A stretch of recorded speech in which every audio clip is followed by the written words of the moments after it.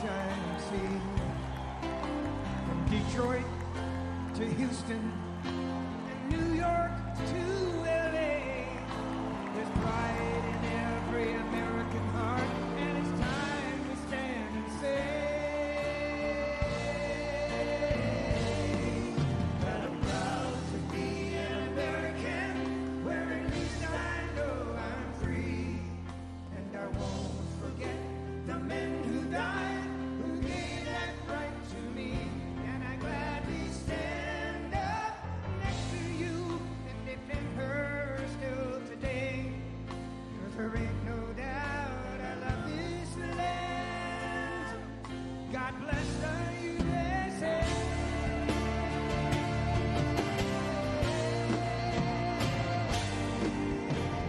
I'm proud to be an American, where at least I know I'm free, and I won't forget the men who died, who gave that right to me, and I gladly stand up next to you and defend her still today, 'cause there ain't no doubt I love this land.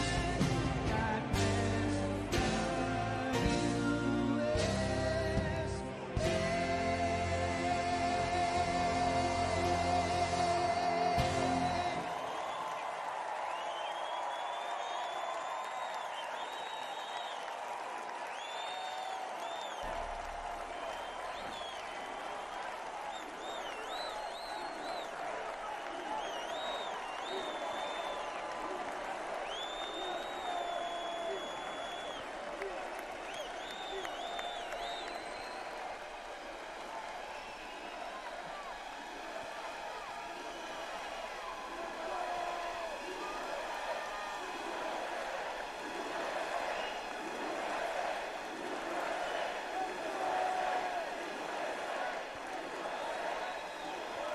Thank you very much. Thank you very, very much. Wow. And thank you, Dana. Thank you, Kid Rock, sometimes referred to as Bob. And thank you, Lee, right from the beginning. Thank you very much. What a talent. What a beautiful, beautiful song. Friends, delegates, and fellow citizens, I stand before you this evening with a message of confidence, strength, and hope.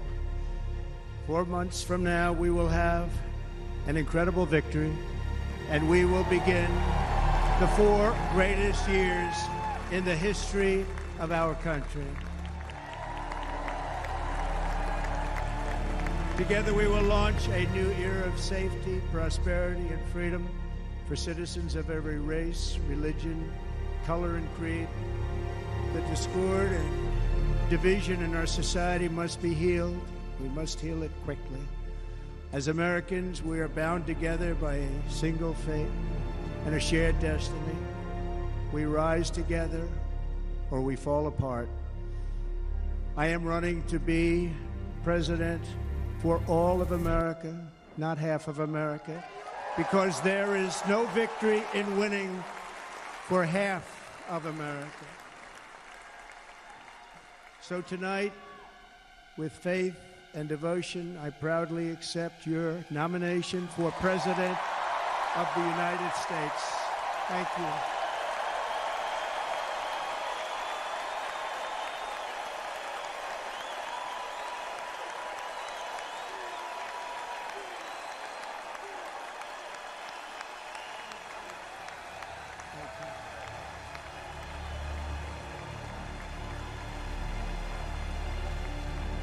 Thank you very much.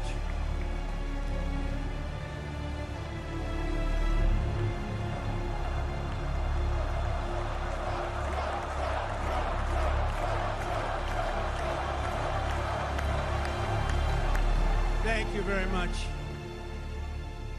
And we will do it right. We're going to do it right.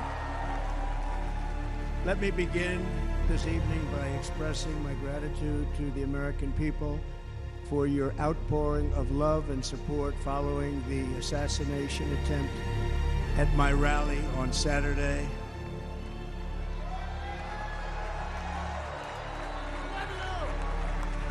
As you already know, the assassin's bullet came within a quarter of an inch of taking my life. So many people have asked me, what happened? Tell us what happened, please. And therefore, I will tell you exactly what happened, and you'll never hear it from me a second time because it's actually too painful to tell. It was a warm, beautiful day in the early evening in Butler Township in the great Commonwealth of Pennsylvania. Music was loudly playing, and the campaign was doing really well. I went to the stage, and the crowd was cheering wildly. Everybody was happy. I began speaking very strongly, powerfully, and happily, because I was discussing the great job my administration did on immigration at the southern border. We were very proud of it.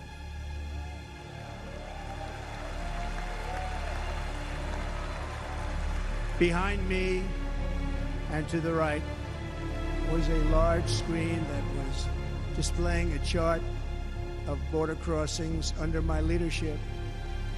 The numbers were absolutely amazing. In order to see the chart, I started to, like this, turn to my right and was ready to begin a little bit further turn, which I'm very lucky I didn't do, when I heard a loud whizzing sound and felt something hit me really, really hard on my right ear. I said to myself, wow, what was that? It can only be a bullet. And moved my right hand to my ear, brought it down. My hand was covered with blood, just absolutely blood all over the place.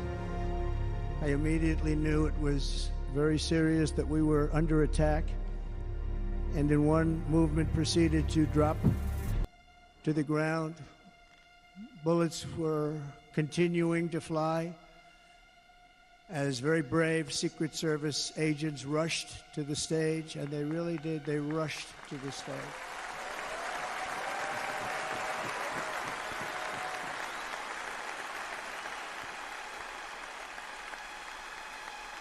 These are great people, at great risk, I will tell you, and pounced on top of me so that I would be protected. There was blood pouring everywhere, and yet, in a certain way, I felt very safe because I had God on my side. I felt that.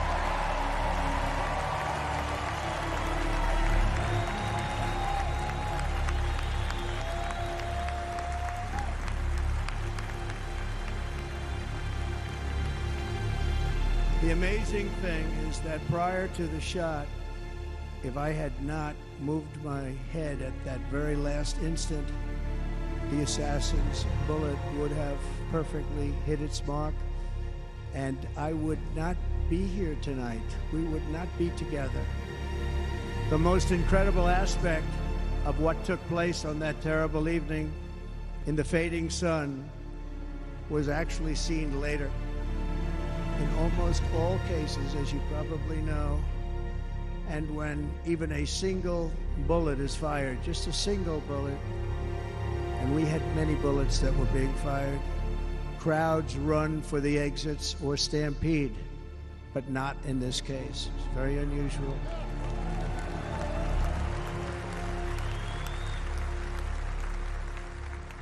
This massive crowd of tens of thousands of people stood by and didn't move an inch. In fact, many of them bravely, but automatically stood up looking for where the sniper would be. They knew immediately it was a sniper, and then began pointing at him. You can see that if you look at the group behind me. That was just a small group compared to what was in front. Nobody ran, and by not stampeding, many lives were saved. But that isn't the reason that they didn't move. The reason is that they knew I was in very serious trouble. They saw it. They saw me go down. They saw the blood and thought, actually most did, that I was dead. They knew it was a shot to the head. They saw the blood. And there's an interesting statistic. The ears are the bloodiest part. If something happens with the ears, they bleed more than any other part of the body. For whatever reason, the doctors told me that, and I said, why is there so much blood? He said, it's the ears. They bleed more. So we learned something, but they just, this beautiful crowd, they didn't want to leave me. They knew I was in trouble. They didn't want to leave me. And you can see that love written all over their faces. Incredible people. They're incredible people. Bullets were flying over us, yet I felt serene. But now the Secret Service agents were putting themselves in peril. They were in very dangerous territory. Bullets were flying right over them, missing them by a very small amount of inches. And then it all stopped. Our Secret Service sniper, from a much greater distance and with only one bullet used, took the assassin's life, took him out.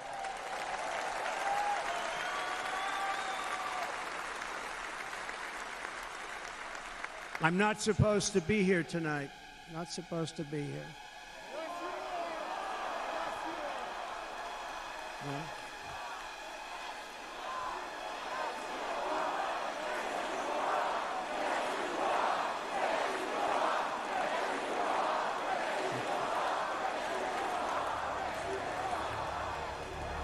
Thank you. But I'm not. And I'll tell you, I stand before you in this arena only by the grace of Almighty God.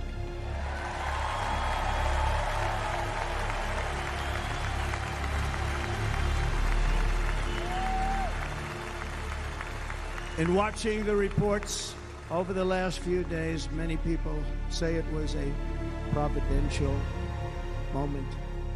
Probably was. When I rose, surrounded by Secret Service, the crowd was confused because they thought I was dead, and there was great, great sorrow. I could see that on their faces as I looked out.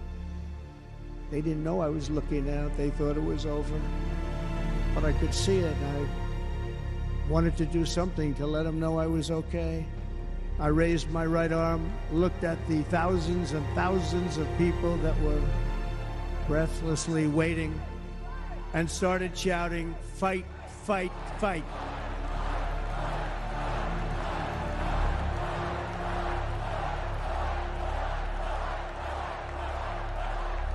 Thank you. Once my clenched fist went up, and it was high into the air. You've all seen that. The crowd realized I was okay and roared with pride for our country like no crowd I have ever heard before. Never heard anything like it. For the rest of my life, I will be grateful for the love shown by that giant audience of patriots that stood bravely on that fateful evening in Pennsylvania. Tragically, the shooter claimed the life of one of our fellow Americans, Corey. Comparator, unbelievable person, everybody tells me. Unbelievable. And seriously wounded, two other great warriors. Spoke to them today. David Dutch and James Copenhaver, two great people. I also spoke to all three families of these tremendous people. Our love and prayers are with them, and always will be. We're never going to forget them. They came for a great rally They were serious Trumpsters, I want to tell you. They were serious Trumpsters, and still are. But Corey, unfortunately, we have to use the past tense. He was incredible. He was a highly respected former fire chief, respected by everybody. Was accompanied by his wife, Helen, incredible woman. I spoke to her today, devastated, and two precious daughters. He lost his life selflessly acting as a human shield to protect them from flying bullets. He went right over the top of them and was hit. What a fine man he was.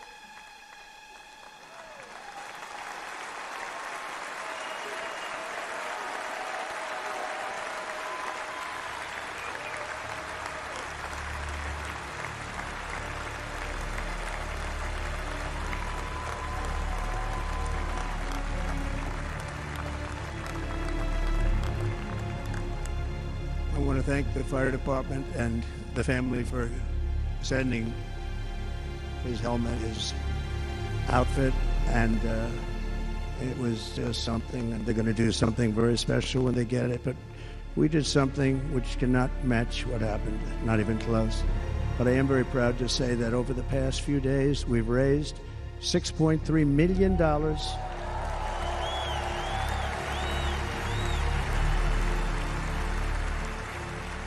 for the families of David, James, and Corey, including from a friend of mine. Just hold up and sent me a check right here. I just got it. $1 million from Dan Newland. Thank you, Dan. And again, when speaking to the family, I told them, I said, well, we'll be sending you a lot of money, but it can't compensate. They all said the same thing. You're right, sir. We appreciate so much what you're doing, but nothing can take the place in the case of Corey and the other two. By the way, they were very, very seriously injured, but now they're doing very well. They're going to be okay. They're going to be doing very well.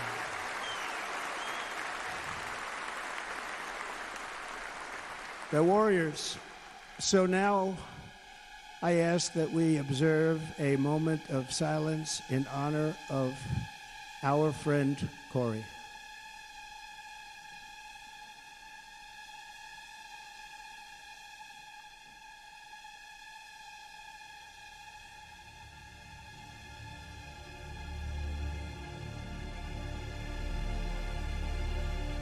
There is no greater love than to lay down one's life for others. This is the spirit that forged America in her darkest hours, and this is the love that will lead America back to the summit of human achievement and greatness. This is what we need. Despite such a heinous attack, we unite this evening more determined than ever. I am more determined than ever, and so are you. So is everybody in this.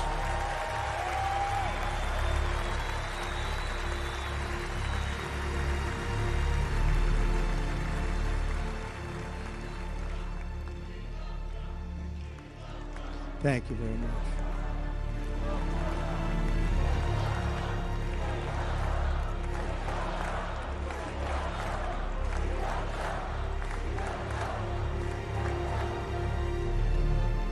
Our resolve is unbroken and our purpose is unchanged to deliver a government that serves the American people better than ever before. Nothing will stop me in this mission because our vision is righteous and our cause is pure. No matter what obstacle comes our way, we will not break, we will not bend, we will not back down, and I will never stop fighting for you, your family, and our magnificent country. Never.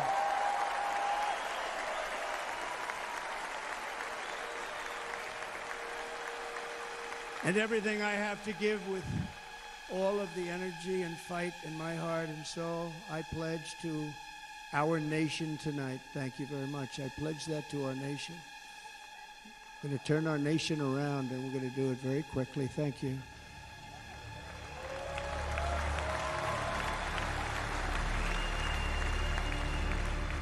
This election should be about the issues facing our country and how to make America successful, safe, free, and great again.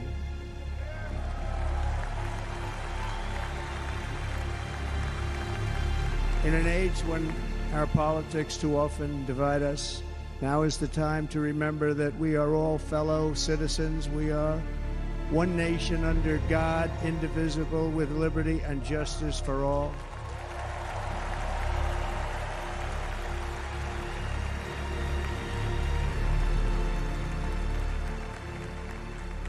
And we must not criminalize dissent or demonize political disagreement, which is what's been happening in our country lately at a level that nobody has ever seen before. In that spirit, the Democrat Party should immediately stop weaponizing the justice system and labeling their political opponent as an enemy of democracy.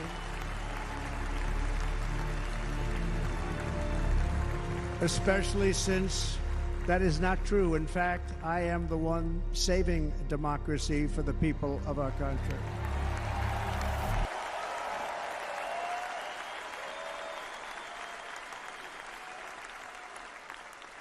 And very big news, as you probably just read, on Monday a major ruling was handed down from a highly respected federal judge in Florida, Eileen Cannon, finding that the prosecutor and the fake documents case against me were totally unconstitutional, and the entire case was thrown out of court. With all of that publicity, thrown out of court. If Democrats want to unify our country, they should drop these partisan witch hunts, which I have been going through for approximately 8 years. And they should do that without delay and allow an election to proceed that is worthy of our people. We're going to win it anyway, but worthy of our people. On this journey, I am deeply honored to be joined by my amazing wife, Melania.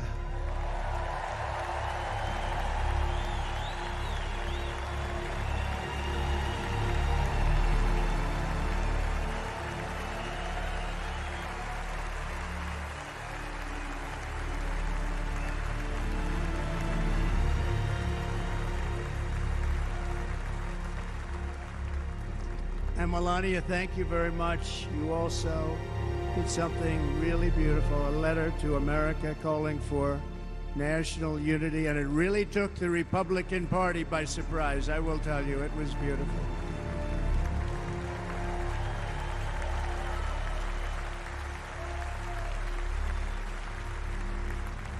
In fact, some very serious people said that we should take that letter and put it as part of the Republican platform. That would be an honor, wouldn't it? Right, Mr. Congressman? But it captivated so many, so I also want to thank my entire family for being here. Don, Kimberly, Ivanka and Jared, Eric and Lara, Tiffany and Michael, Barron. We love our Barron.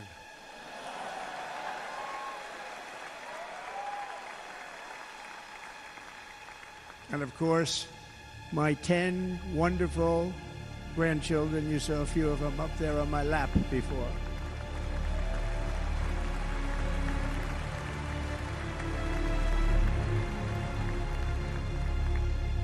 And how good was Dana? Was Dana good? I mean, was he good? You know, he was on probably the only vacation he's had in about, maybe ever, because he works, but about 10 years with his wife, very far away. I won't tell you where, but very, very far away, beautiful place. And my people called, and he said, "See, I won't be able to do it. This is many, many years. I promised my wife I can't do it." And they came in, they said, "Dana won't be able to do it," because he was my first, second, and third choice. I said, "Well, you know, that's too bad, but I understand he's away, and it's good. It's good for him." And that was it. About 30 minutes later, she came back in, sir, Dana just called, he's going to do it. And his wife, she said, you can't turn him down, you just can't do it, you have to go. That's a good wife.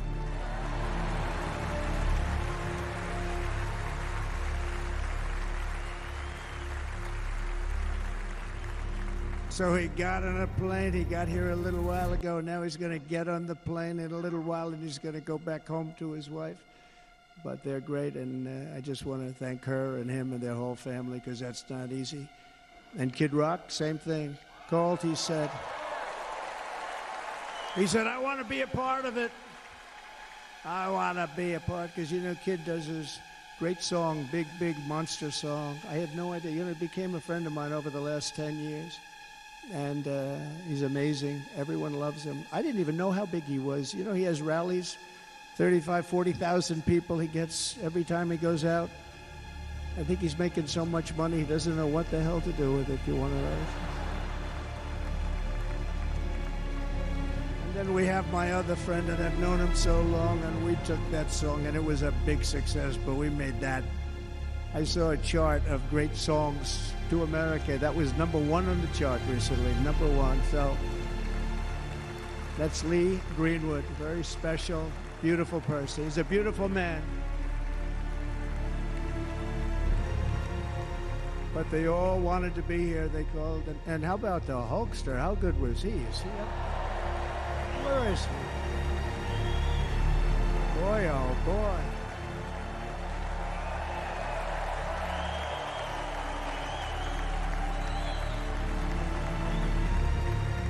You know, they may call that entertainment. I know about entertainment, but when he used to lift a 350-pound man over his shoulders and then bench press him 2 rows into the audience, I say maybe entertainment, but he is one strong son of a gun. I can tell you, I watched it many times. There aren't a lot of entertainers that can do that, right? You were fantastic. Thank you very much. Followed by Eric. What was that all about? Boy, that was good. I didn't want to really come up here. But he was so great, and he's such a good young man. He went through a lot of trouble, and Don last night was incredible. He went through so much trouble. They got subpoenaed more than any people probably in the history of the United States. Every week they get another subpoena from the Democrats, crazy Nancy Pelosi, the whole thing, just boom, boom, boom. They've got to stop that because they're destroying our country. We have to work on making America great again, not on beating people. And we won. We beat them in all. We beat them on the impeachments. We beat them on indictments. We beat them. But the time that you have to spend, if they would devote that genius to helping our country, we'd have a much stronger and better country.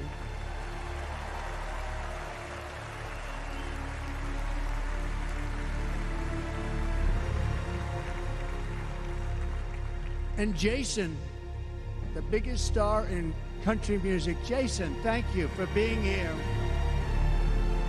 Jason, thank you very much. Jason Aldean, he's good. I like his wife even better, by the way. She's here. Thank you, Jason. But I'm thrilled to have a new friend and partner fighting by my side. The next Vice President of the United States, the current Senator from Ohio, J.D. Vance, and his incredible wife, Usha.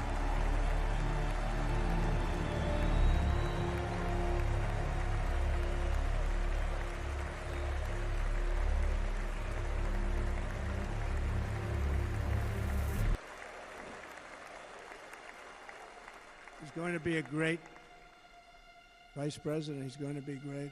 He'll be with this country and with this movement, greatest movement in the history of our country, Make America Great Again. When they criticize it, they say, we're going to try and stop MAGA. I said, MAGA is Make America Great Again. What are you going to stop? There's nothing to stop.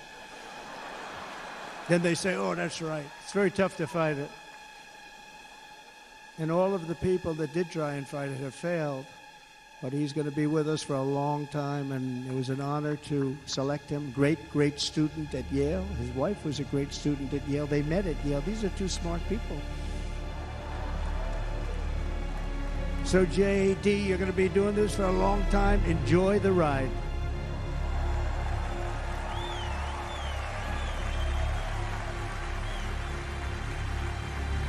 And a very special thank you to the extraordinary people of Milwaukee and the great state of... Oh, there they are. There they are. You are so easy to spot. And Green Bay's going to have a good team this year, right? They're going to have a good team. They're going to have a good team. Most of the audience doesn't like it, but it's true. You're going to have a very good team this year. And by the way, Wisconsin, we are spending over $250 million here creating jobs and other economic development all over the place. So I hope you will remember this in November and give us your vote. I am trying to buy your vote. I'll be honest about that.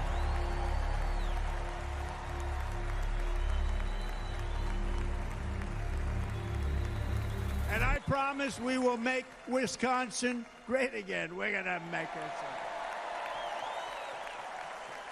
Thank you, Mr. Governor. Thank you very much.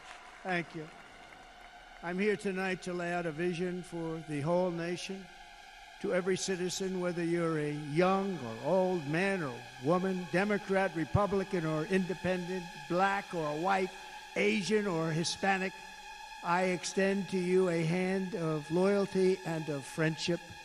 Together we will lead America to new heights of greatness like the world has never seen before. We were right there in the first term. We got hit with COVID. We did a great job. Nobody knew what it was, but nobody's ever seen an economy pre-COVID. And then we handed over a stock market that was substantially higher than just prior to COVID. Coming in, did a great job. Never got credit for that. We got credit for the war and defeating ISIS and so many things, the great economy, the biggest tax cuts ever, the biggest regulation cuts ever, the creation of Space Force, the rebuilding of our military. We did so much. We did so much. Right to try. Right to try is a big deal. We got right to try. They were trying to get that for 52 years. Somebody's terminally ill. And hopefully there's nobody in this audience, but it does happen a lot. They're terminally ill and they can't use our new space-age drugs and other things that we are way ahead. We have the greatest doctors in the world, the greatest laboratories in the world, and you can't do it. They've been trying to get that approved for 52 years. Wasn't that easy? The insurance companies didn't want to do it. They didn't want the risk. The labs didn't want to do it because if it didn't work, people are pretty far down the line toward death. They didn't want to do it.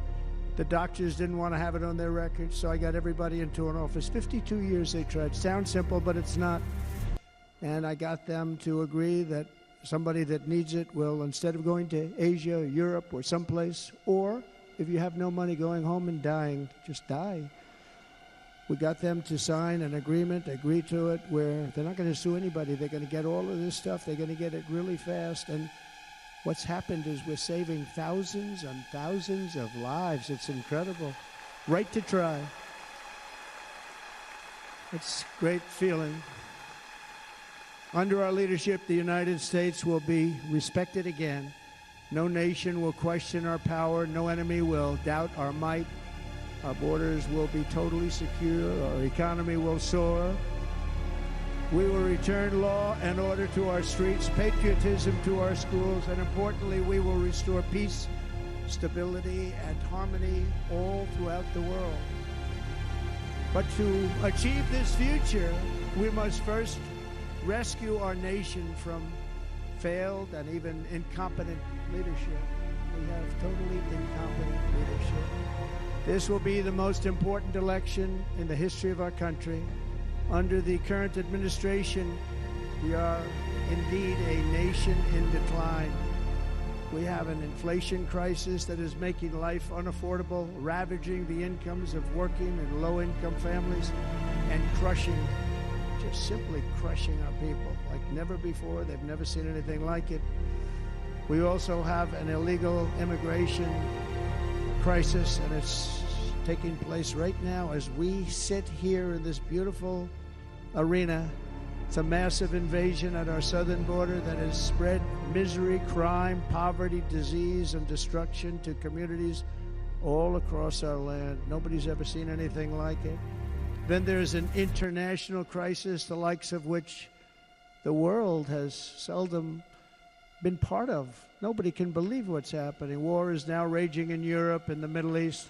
A growing specter of conflict hangs over Taiwan, Korea, the Philippines, and all of Asia. And our planet is teetering on the edge of World War III. And this will be a war like no other war because of weaponry. The weapons are no longer army tanks going back and forth shooting at each other. These weapons are obliteration. It's time for a change.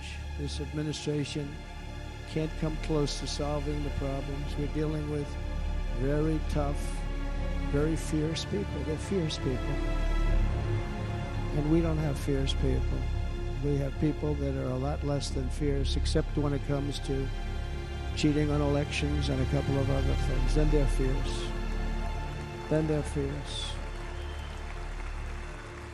So tonight, I make this pledge to the great people of America. I will end the devastating inflation crisis immediately, bring down interest rates, and lower the cost of energy. We will drill, baby, drill.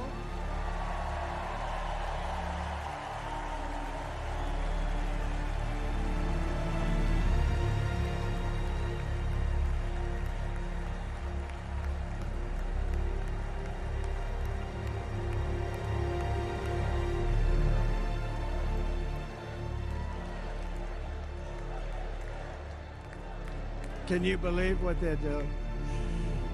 But by doing that, we will lead a large-scale decline in prices. Prices will start to come down. Energy raised it. They took our energy policies and destroyed them. Then they immediately went back to them, but by that time, so much was lost.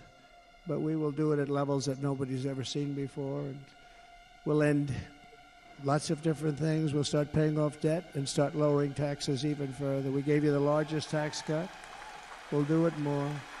You know, people don't realize I brought taxes way down, way down, and yet we took in more revenues the following year than we did when the tax rate was much higher. Most people said, how did you do that? Because it was incentive. Everybody was coming to the country. They were bringing back billions and billions of dollars into our country. The companies made it impossible to bring it back. The tax rate was too high, and the legal complications were far too great.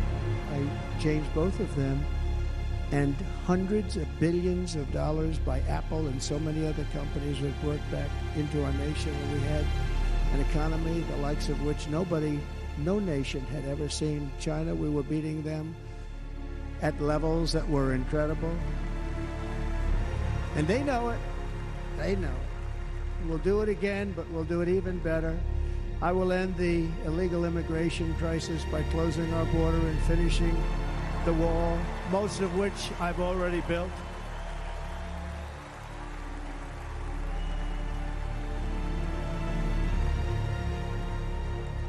On the wall, we were dealing with a very difficult Congress. And I said, oh, that's okay. We won't go to Congress. I call it an invasion. We gave our military almost $800 billion. I said, I'm going to take a little of that money because this is an invasion. And we built, most of the wall is already built. And we built it through using the funds because what's better than that? We have to stop the invasion into our country that's killing hundreds of thousands of people a year. We're not going to let that happen. I will end every single international crisis that the current administration has created, including the horrible war with Russia and Ukraine, which would have never happened if I was president, and the war caused by the attack on Israel, which would have never happened if I was president. Iran was broke. Iran had no money. Now Iran has $250 billion. They made it all over the last 2.5 years. They were broke. I watched the other day on a show called Deface the Nation. Has anyone seen it? And they had a congressman who was a Democrat say, well, whether you like him or not, Iran was broke dealing with Trump. I told China and other countries, if you buy from Iran, we will not let you do any business in this country, and we will put tariffs on every product you do send in of 100% or more. And they said to me, well, I think that's about it. They weren't going to buy any oil. And they were ready to make a deal. Iran was going to make a deal with us. And then we had that horrible, horrible result that we'll never let happen again. The election result, we're never going to let that happen again. They used COVID to cheat. We're never going to let it happen again. And they took off all the sanctions and they did everything possible for Iran. And now Iran is very close to having a nuclear weapon, which would have never happened. This is a shame what this administration, the damage that this administration has done. And I say it often, if you took the 10 worst presidents in the history of the United States, think of it, the 10 worst, added them up, they will not have done the damage that Biden has done. I'm only going to use the term once. Biden. I'm not going to use the name anymore, just one time. The damage that he's done to this country is unthinkable. It's unthinkable. Together we will restore vision, strength, competence, and we're going to have a thing called common sense making most of our decisions, actually. It's all common sense. Just a few short years ago, under my presidency, we had the most secure border and best economy in the history of our country, in the history of the world. We had the greatest economy in the history of the world. We had never done anything like it.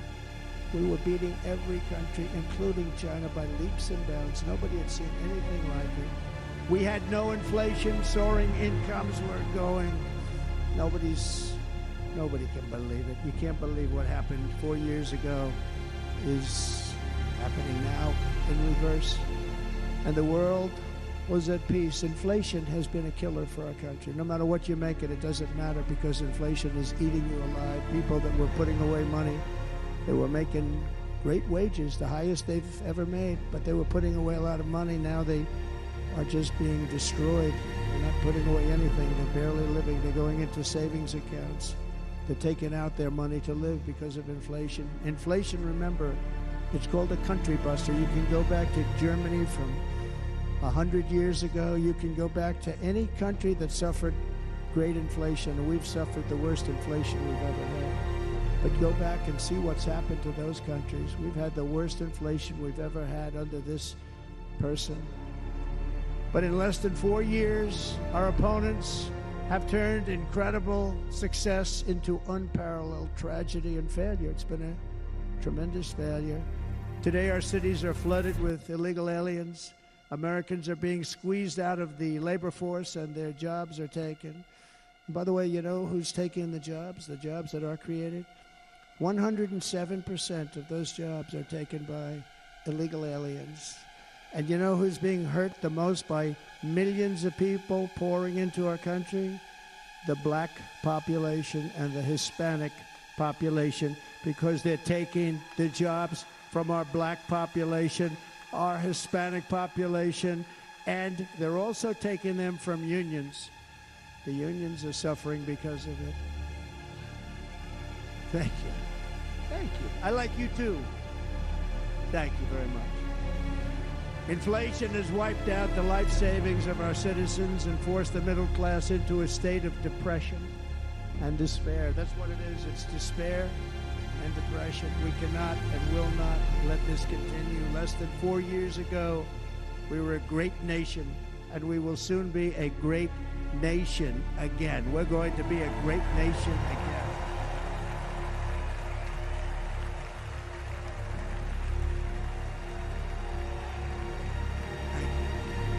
With proper leadership, every disaster we are now enduring will be fixed, and it will be fixed very, very quickly. So tonight, whether you've supported me in the past or not, I hope you will support me in the future, because I will bring back the American dream. That's what we're going to do. You don't even hear about the American dream. With great humility I am asking you to be excited about the future of our country. Be excited. Be excited.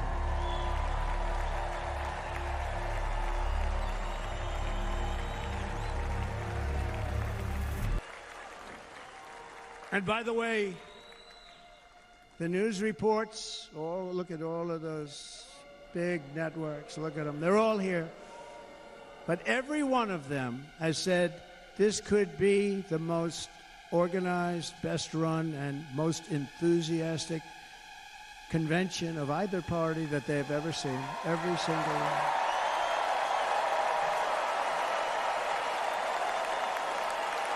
And it's true. It's true. And there's love in the room. There's great love in the room.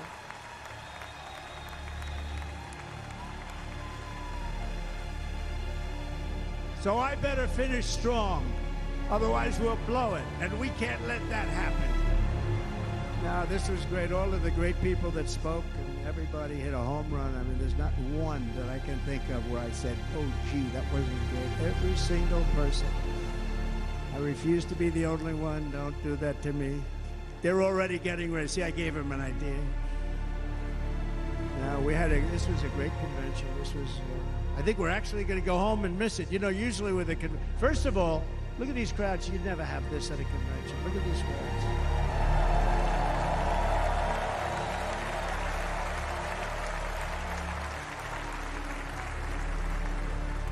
Love. It's about love. This week, the entire Republican Party has formally adopted an agenda for America's renewal, and you saw that agenda.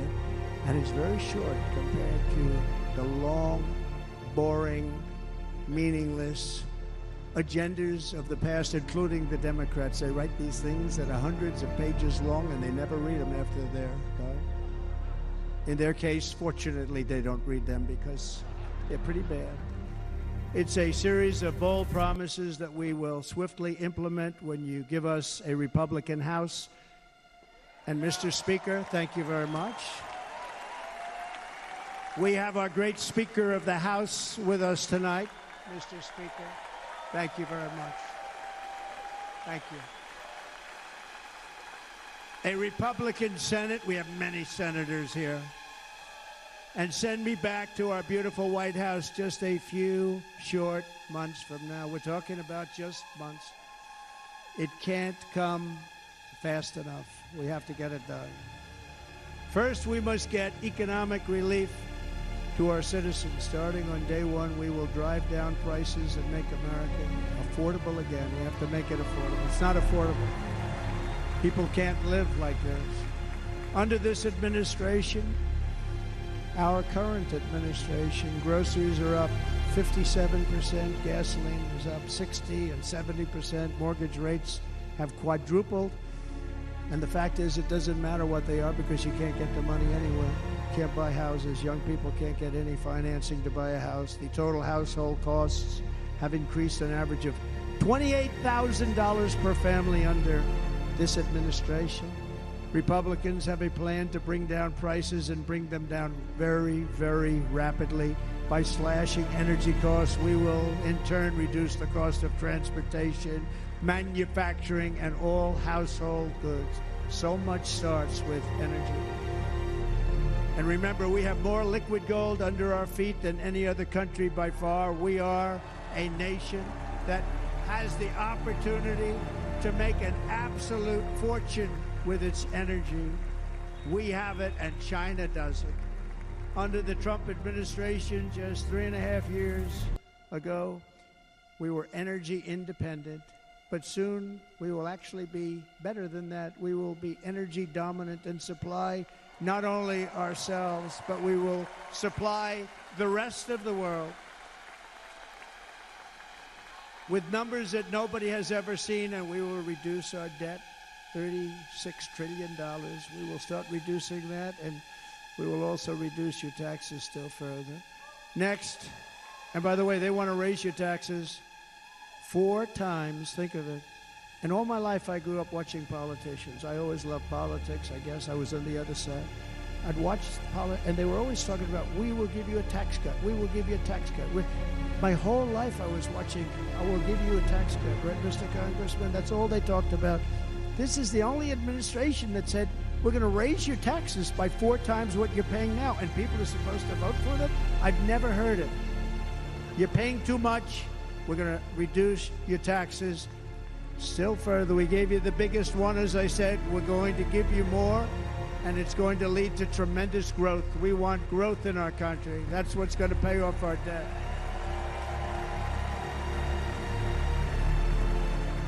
And next, we will end the ridiculous and actually incredible waste of taxpayer dollars that is fueling the inflation crisis. They spend trillions of dollars on things having to do with the Green New Scam. It's a scam. And that's caused tremendous inflationary pressures in addition to the cost of energy.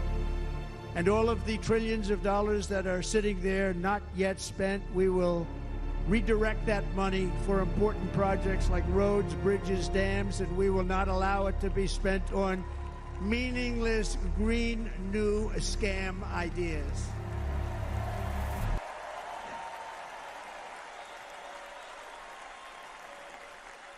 And I will end the electric vehicle mandate on day one.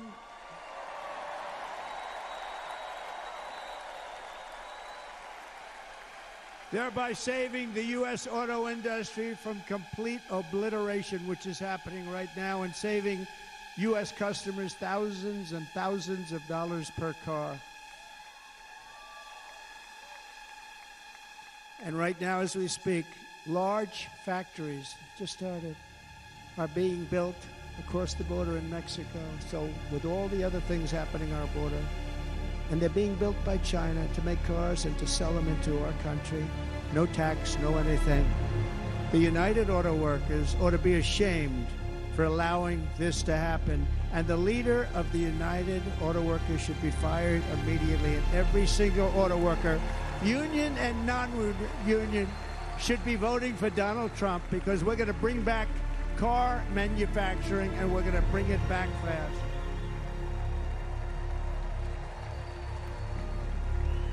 They're building some of the largest auto plants anywhere in the world. Think of it, in the world, and we're going to bring it back. We're going to make them. We don't mind that happening, but those plants are going to be built in the United States, and our people are going to man those plants.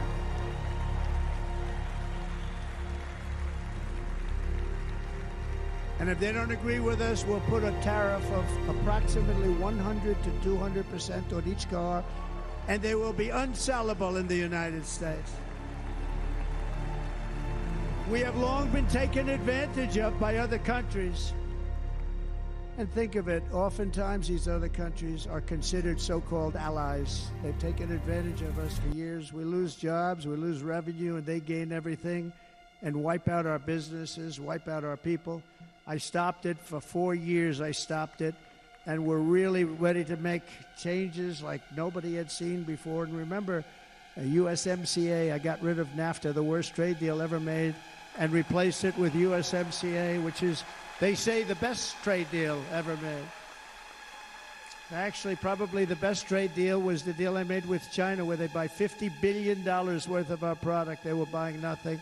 They buy $50 billion worth. They had to. But I don't even talk about it because of COVID. I don't even mention it, frankly, because of what happened with the China virus.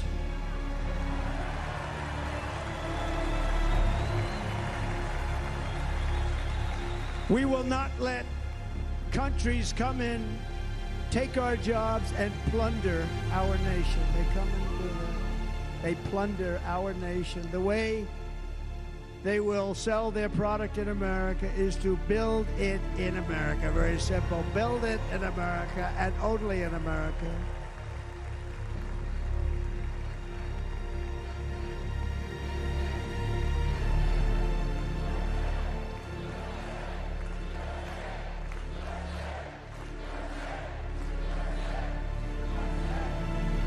And this very simple formula, and Congress has to go along with us, and they will. This very simple formula will create massive numbers of jobs. We will take over the auto industry again, and many, many, hundreds of thousands of jobs. We lost so many jobs over the years.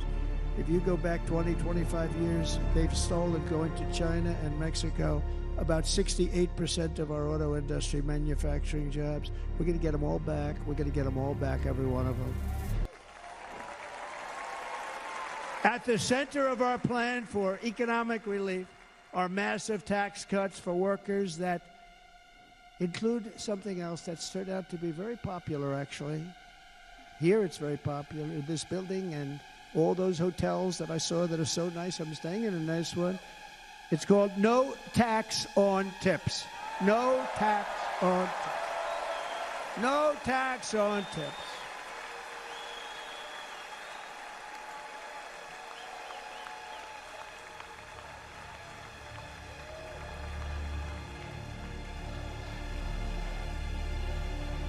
I got that by having dinner recently in Nevada, where we're leading by about 14 points.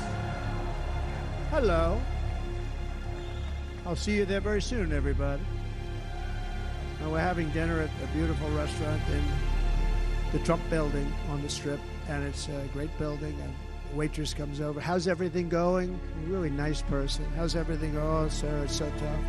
The government's after me all the time on tips, tips, tips. I said, well, they give you cash. Would they be able to find them? She said, actually, and I didn't know this, she said, very little cash is given. It's all put right on the check. And they come in and they take so much of our money, it's just ridiculous, and they don't believe anything we say. And they've just hired, as you know, 88,000 agents to go after them even more. And I said, this shows the level of my, most people go out, they hire consultants, they pay millions of dollars. But I said to her, let me just ask you a question. Would you be happy if you had no tax and tips? She said, what a great idea. I got my information from a very smart waitress. That's better than spending millions of dollars. And everybody loves it. Waitresses and caddies and drivers and everybody. It's a large group of people that are being really hurt badly. They make money, let them keep their money.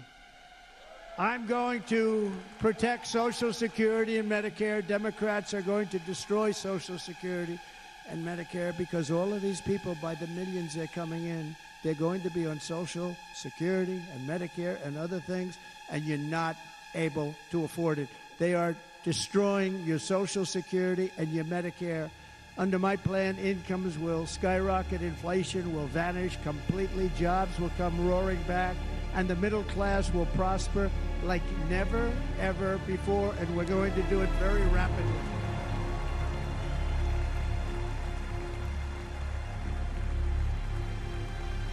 But no hope or dream we have for America can succeed unless we stop the illegal immigrant invasion, the worst that's ever been seen anywhere in the world. There's never been an invasion like this anywhere. Third world countries would fight with sticks and stones not to let this happen. The invasion at our southern border, we will stop it, and we will stop it quickly. You heard Tom Homan yesterday. Tom Homan, put him in charge and just sit back and watch. Brandon Judd, the Border Patrol, he's incredible. These guys, they really, their job is a lot easier if they don't have to do anything, but they want to. They're patriots. Brandon Judd, Border Patrol, ICE. ICE goes out. You have to see what ICE does with MS-13. You have these are probably the worst gang, and ICE goes in there. And I know a lot of people in these rows here, and they're very tough people, but they don't want to do this job. They'll go into a pack of MS-13 killers. They're the worst, probably the worst gangs in the world. And we have thousands of them. I moved thousands and thousands out in my 4 years. We moved them out, and it was a pleasure. But ICE would go right into a pack of these killers, and you see fists flying, you see everything flying, and then they take them. They put them in a paddy wagon. They take them back, and they get them out of our country. And the other countries weren't accepting them back, and I called up, and I said, tell them that we're not giving them economic aid anymore. And the next day, I got calls from all of these countries that were terminated. Billions of dollars we spend on economic aid to countries that does us, frankly, no good. And the next day, I was called by everybody. I couldn't take all the calls. Sir, what's the problem? I said, you won't take your killers back that you sent in caravans into America. You won't take them back. Well, sir, if you'd like us to, we would give very serious consideration to doing that. And within 24 hours, they were being taken back. For years and years, when I first came in, they said President Obama tried to get him to go back, and they wouldn't accept him. They put planes on the runway so you couldn't leave the plane. They closed the road so you couldn't take the buses. They'd all have to turn back. As soon as I said no more economic aid of any kind to any country that does that, they called back and they said, sir, it would be our great honor to take MS-13. We love them very much. We love them very much, sir. We'll take them back. At the heart of the Republican platform is our pledge to end this border nightmare and fully restore the sacred and sovereign borders of the United States of America. And we're going to do that on day one.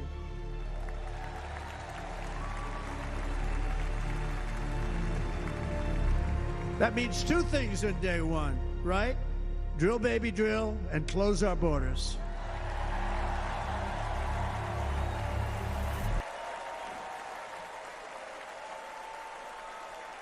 And by the way, and I think everybody as a Republican, as a patriot in this room, and most Democrats, we want people to come into our country, but they have to come into our country legally.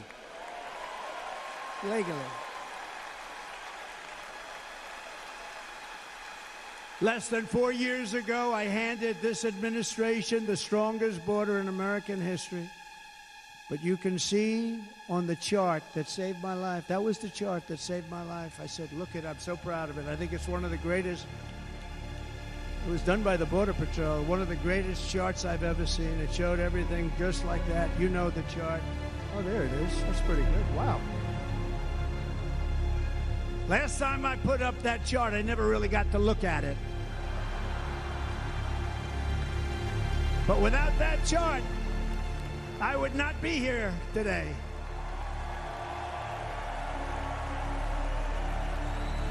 Never got to look at it.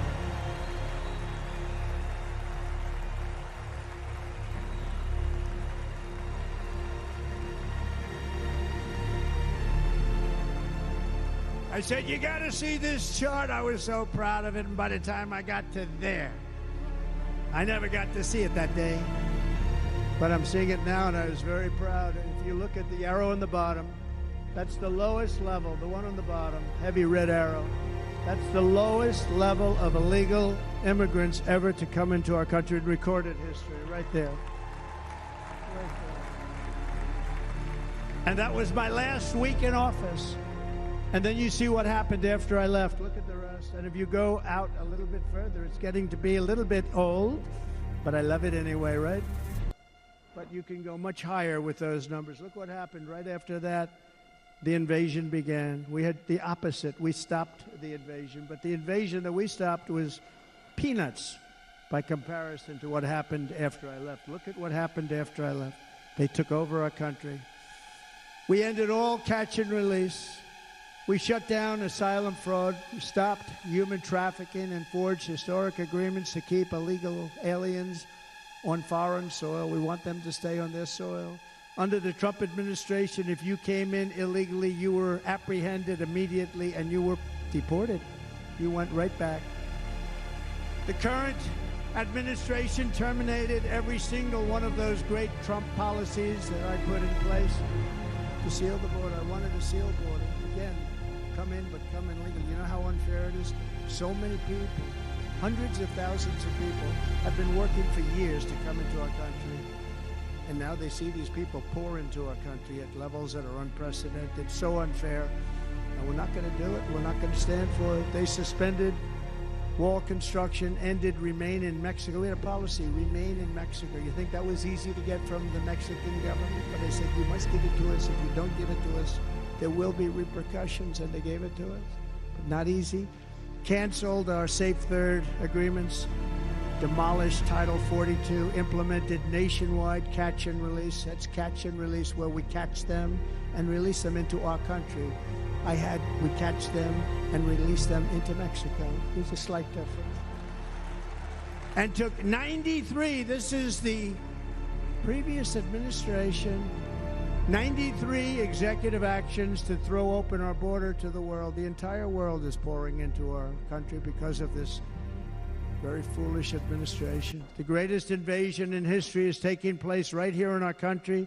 They are coming in from every corner of the earth, not just from South America, but from Africa, Asia, the Middle East. They're coming from everywhere. They're coming at levels that we've never seen before. It is an invasion indeed, and this administration does absolutely nothing to stop them. They're coming from prisons. They're coming from jails. They're coming from mental institutions and insane asylums.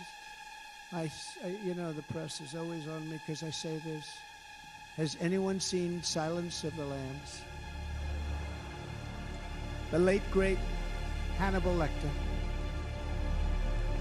He'd love to have you for dinner. That's insane asylums. They're emptying out their insane asylums. And terrorists are coming in at numbers that we've never seen before. Bad things are going to happen. Meanwhile, our crime rate is going up while crime statistics all over the world are going down because they're taking their criminals and they're putting them into our country. A certain country, and I happen to like the president of that country very much, but he's been getting great publicity because he's a wonderful shepherd of the country. He says how well the country's doing because their crime rate is down. And he said he's training all of these rough people. They're rough. He's training them. And I've been reading about this for 2 years. I think, oh, that's wonderful. Let's take a look at it. But then I realized he's not training them. He's sending all of his criminals, his drug dealers, his people that are in jails. He's sending them all to the United States. And he's different in that he doesn't say that. He's trying to convince everybody what a wonderful job he does in running the country. Well, he doesn't do a wonderful job. And by the way, if I ran one of the countries, many countries from all over, I would be worse than any of them. I would have had the place totally emptied out already.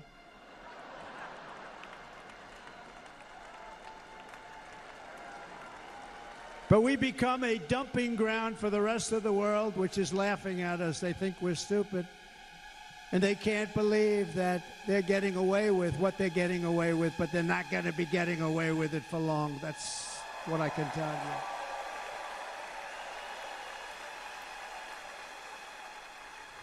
you. In Venezuela, Caracas, high crime. Caracas, Venezuela. Really a dangerous place, but not anymore. Because in Venezuela, crime is down 72%. In fact, if they would ever win this election, I hate to even say that, we will have our next Republican convention in Venezuela because it will be safe. Our cities will be so unsafe we won't be able. We will not be able to have it there. In El Salvador, murders are down by 70%. Why are they down? Now, he would have you convinced that because he's trained murderers to be wonderful people. No. They're down because they're sending their murderers to the United States of America. This is going to be very bad. And bad things are going to happen, and you're seeing it happen all the time. That's why, to keep our families safe, the Republican platform promises to launch the largest deportation operation in the history of our country.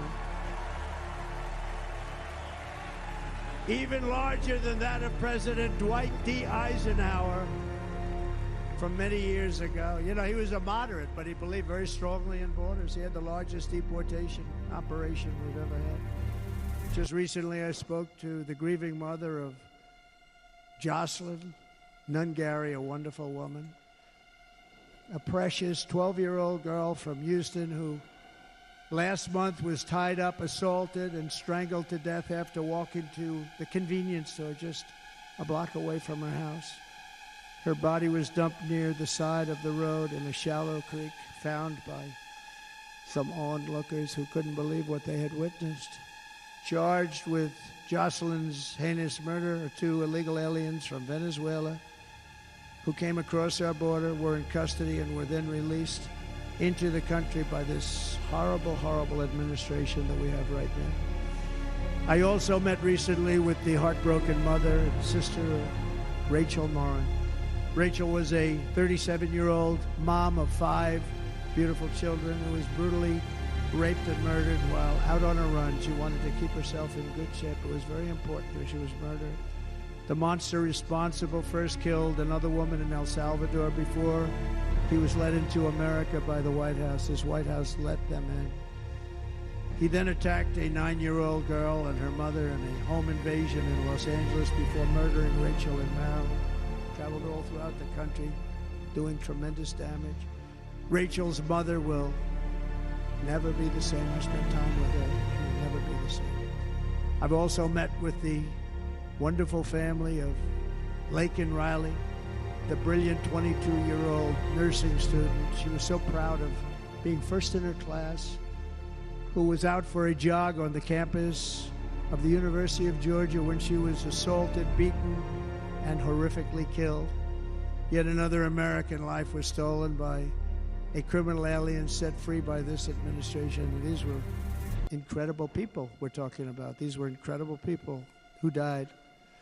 Tonight, America, this is my vow. I will not let these killers and criminals into our country.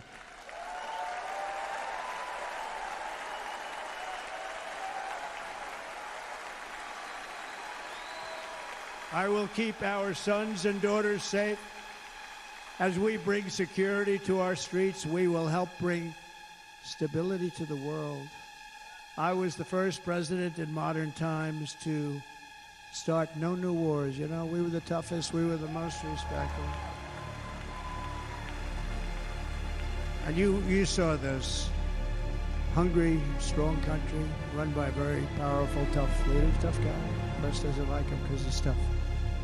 And he came out recently, they were asking him at an interview, the whole world is exploding, what's happening, what's going on?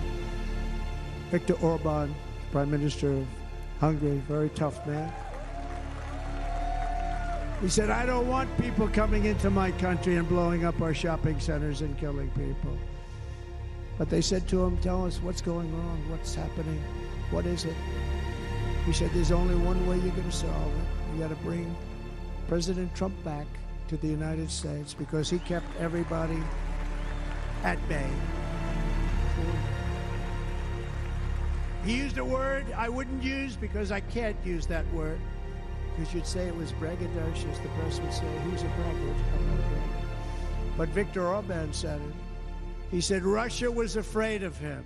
China was afraid of him. Everybody was afraid of him. Nothing was going to happen. The whole world was at peace. And now the world is blowing up around us. All of these things that you read about were not going to happen.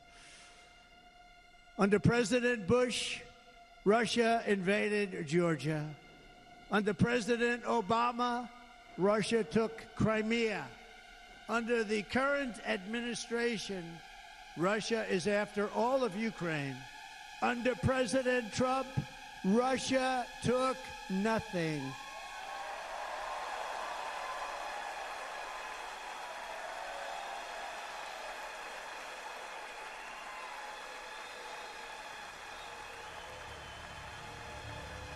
We defeated 100% of ISIS in Syria and Iraq, something that was said to take 5 years, sir. It'll take 5 years, sir.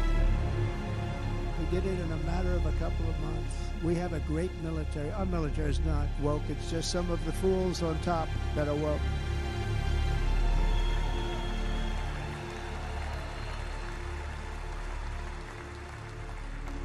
I got along very well. North Korea, Kim Jong-un, I got along very well with him. The press hated when I said that. How could you get along with him? Well, you know, it's nice to get along with somebody who has a lot of nuclear weapons or otherwise. See, in the old days, they'd say, that's a wonderful thing. Now they say, how could you possibly do that? But no, I got along with them, and we stopped the missile launches from North Korea. Now North Korea is acting up again, but when we get back, I get along with him. He'd like to see me back, too. I think he misses me, if you want to know the truth. Our opponents inherited a world at peace and turned it into a planet of war. We're in a planet of war. Look at that attack on Israel. Look at what's happening. with Ukraine. The cities are just bombed out. How can people live like that where buildings, massive buildings, are falling to the ground? It began to unravel with the disastrous withdrawal from Afghanistan, the worst humiliation in the history of our country. We have never had a humiliation like that. 13 heroic U.S. service members were tragically and needlessly killed. 45 others were horrifically wounded. Nobody ever talks about that. No arms, no legs, face explosions, horrifically wounded. And by the way, we have a man in this room who's running for the U.S. Senate from a great state, Nevada, named Sam Brown, who paid the ultimate price. Thank you, Sam. Thank you, Sam. Thank you. He paid the biggest price probably ever paid by anybody that is running for office, and I think he's going to do great. He's running against a person that is not good, not respected, a total lightweight. But Sam, I think, paid, really, we were talking about it with some of the senators that are working so hard for Sam, but he paid the biggest price of any senator ever to run for the Senate. I don't think anybody's ever what he did. He was a real hero, a really great person, and he's running, and I hope that everybody gets out and votes for Sam Brown.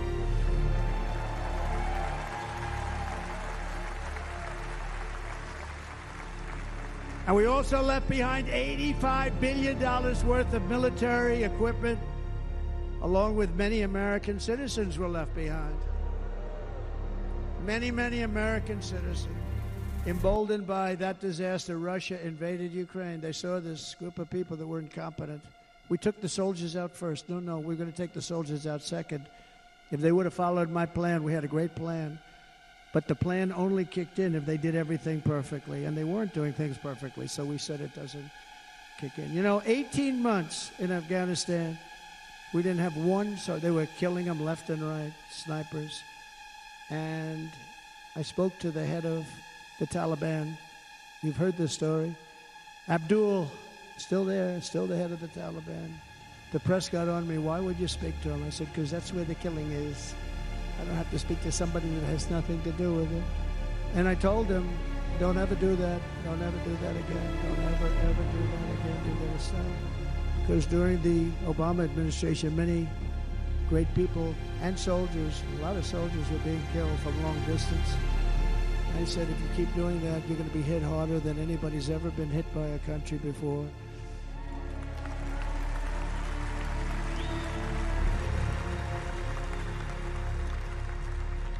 And he said, I understand, Your Excellency. He called me Your Excellency. I wonder if he calls the other guy Your Excellency. I doubt it. The other guy gave him everything. I mean, what kind of a deal was that? He walked out, gave him everything. Do you know that right now Afghanistan is one of the largest sellers of weapons in the world? They're selling the brand new, beautiful weapons that we gave them. But think of it. He actually said to me, but why do you show me a picture of my home? I said, you'll have to ask your people or one of your wives. But he could figure it out. And for 18 months, we had not one attack on an American soldier by the Taliban. 18 months.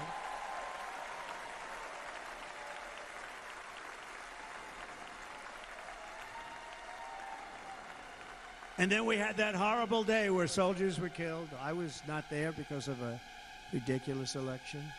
But we had that horrible attack.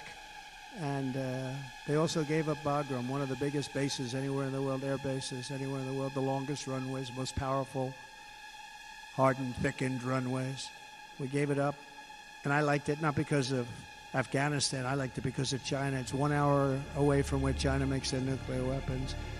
And you know who has it now? China has it now. We were keeping that. And now China is likewise circling Taiwan, and Russian warships and nuclear submarines are operating 60 miles off the coast in Cuba. Do you know that? You know, the press refuses to write about it. if that were me running this country and we had nuclear submarines in Cuba, I will tell you that headlines every day would be, what's wrong with our president? You don't even hear this. You're not hearing about this. Russia has nuclear submarines and warships 60 miles away, Mr. Congressman, from Miami, by the way, happens to be here. Correct? In Cuba. That would not be stood for if it were somebody else. They don't want to mention it, but now maybe they will. And the entire world, I tell you this, we want our hostages back, and they better be back before I assume office, or you will be paying a very big price.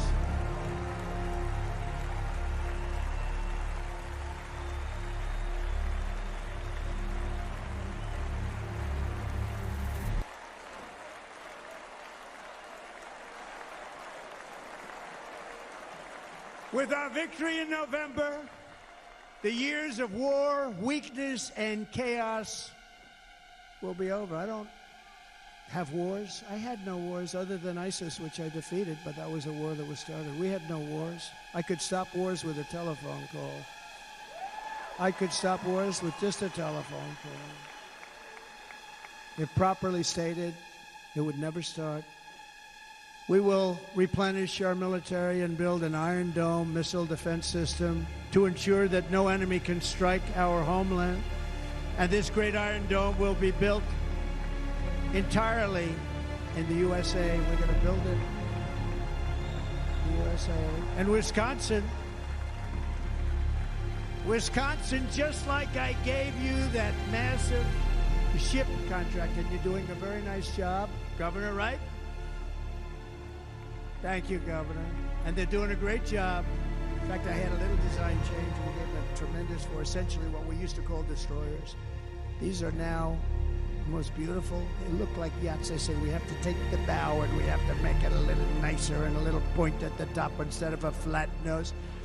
And the people at the shipyard said, this guy sort of knows what he's doing. We have the most beautiful ships, right, Governor? Everybody sitting over there.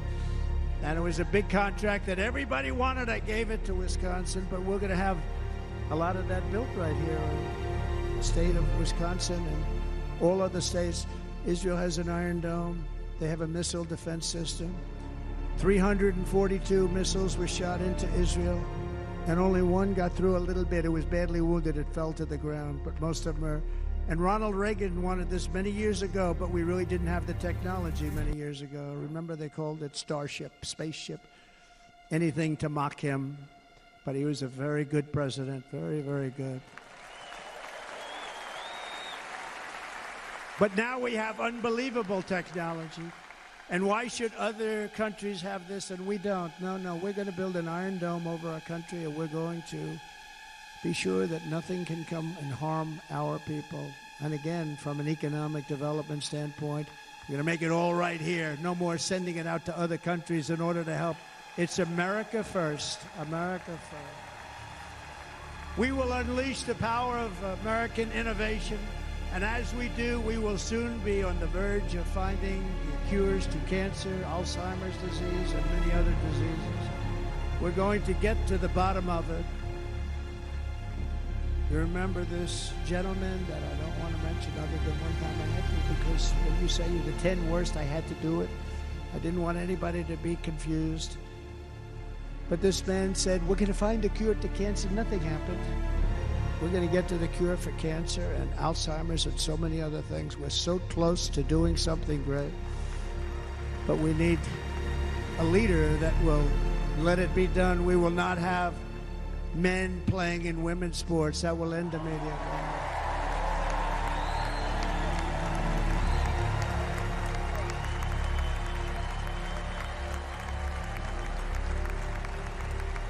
And we will restore and renovate our nation's once great cities, making them safe, clean, and beautiful again. And that includes our nation's capital, which is a horrible killing field. So many things. They leave from Wisconsin, they go to look at the Washington Monument, they end up getting stabbed, killed, or shot. We will be very soon very proud of our capital, again, Washington, D.C. .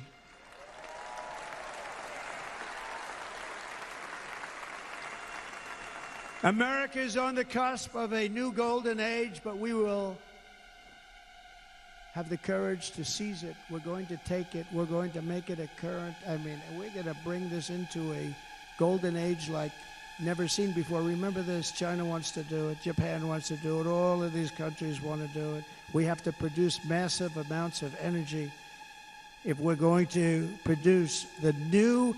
If you look at some of the things that have been done and some of the things that we're going to do, but AI needs literally twice the electricity that's available now in our country. Can you imagine? But instead, we're spending places where they recharge electric cars. They built 8 chargers in a certain location toward the Midwest. 8 chargers for $9 billion. Think of them as a tank for filling up your gas. Think of it. They spent $9 billion on 8 chargers, 3 of which didn't work. And if you were going to do this all over our country, this crazy electric mandate, if you're going to do this, and by the way, I'm all for electric. They have their application. But if somebody wants to buy a gas-powered car, gasoline-powered car, or a hybrid, they're going to be able to do it. And we're going to make that change on day 1.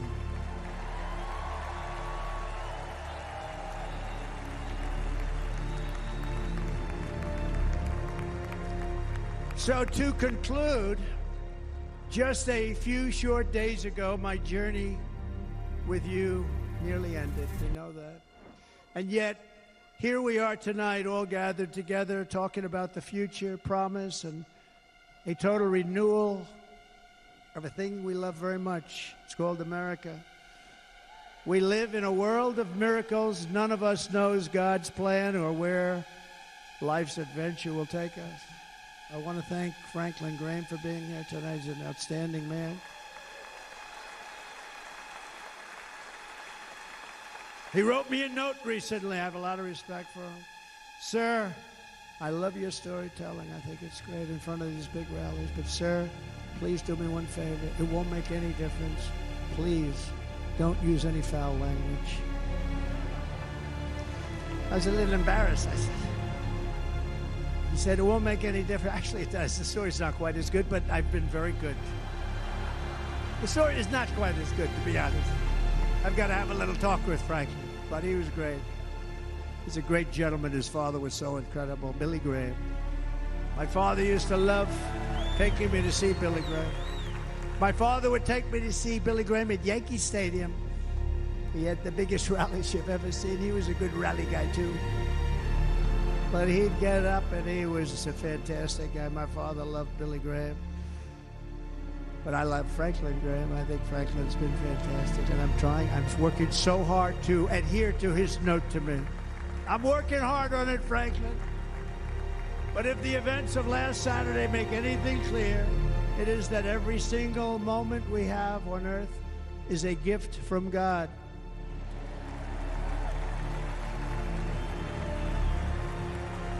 We have to make the most of every day for the people and for the country that we love. The attacker in Pennsylvania wanted to stop our movement, but the truth is the movement has never been about me. It has always been about you. It's your movement. It's the biggest movement in the history of our country by far. Can't be stopped. It can't be stopped.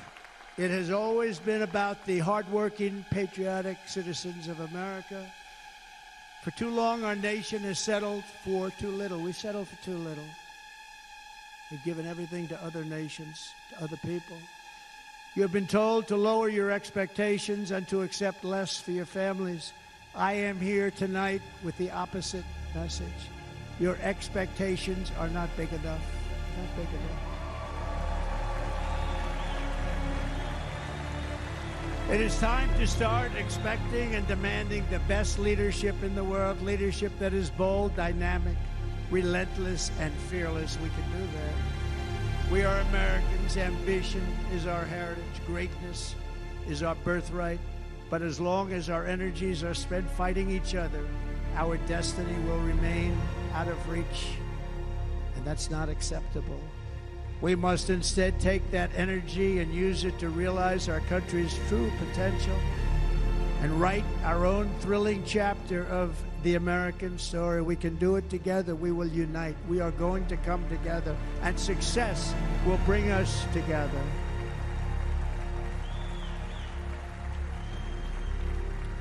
It is a story of love, sacrifice, and so many other things.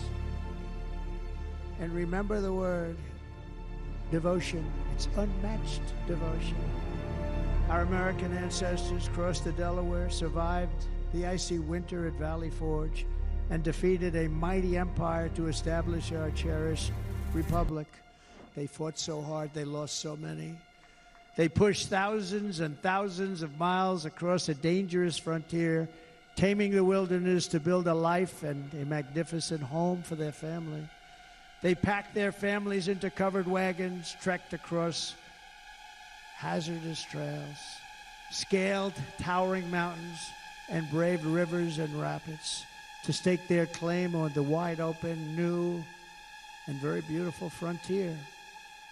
When our way of life was threatened, American patriots marched onto the battlefield, raced into enemy strongholds, and stared down death and stared down those enemies to keep alive the flame of freedom. At Yorktown, Gettysburg, and Midway, they joined the roll call of immortal heroes. So many just so many heroes, so many great people. And we have to cherish those people. We can't forget those people. We have to cherish those people.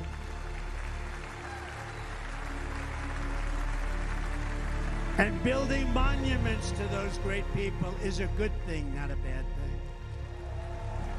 They saved our country. No challenge was too much. No hardship was too great.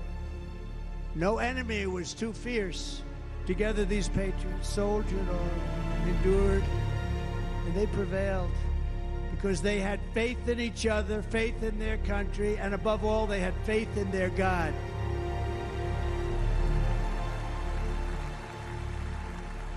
Just like our ancestors, we must now come together, rise above past differences. Any disagreements have to be put aside and go forward, united as one people, one nation, pledging allegiance to one great, beautiful, I think it's so beautiful, American flag. Tonight I ask for your partnership, for your support, and I am humbly asking for your vote. I want your vote. Going to make our country great again. Every day I will strive to honor the trust you have placed in me, and I will never, ever let you down. I promise that. I will never let you down. To all of the forgotten men and women who have been neglected, abandoned, and left behind, you will be forgotten no longer. We will press forward, and together we will win, win, win.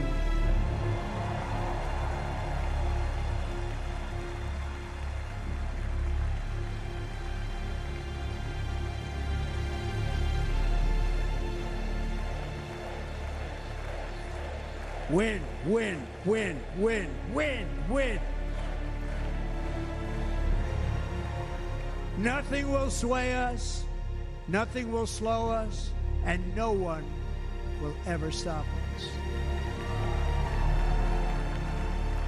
No matter what dangers come our way, no matter what obstacles lie in our path, we will keep striving toward our shared and glorious destiny, and we will not fail. We will not fail.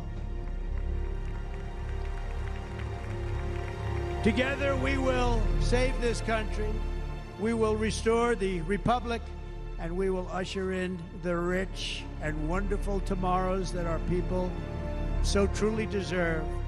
America's future will be bigger, better, bolder, brighter, happier, stronger, freer, greater, and more united than ever before.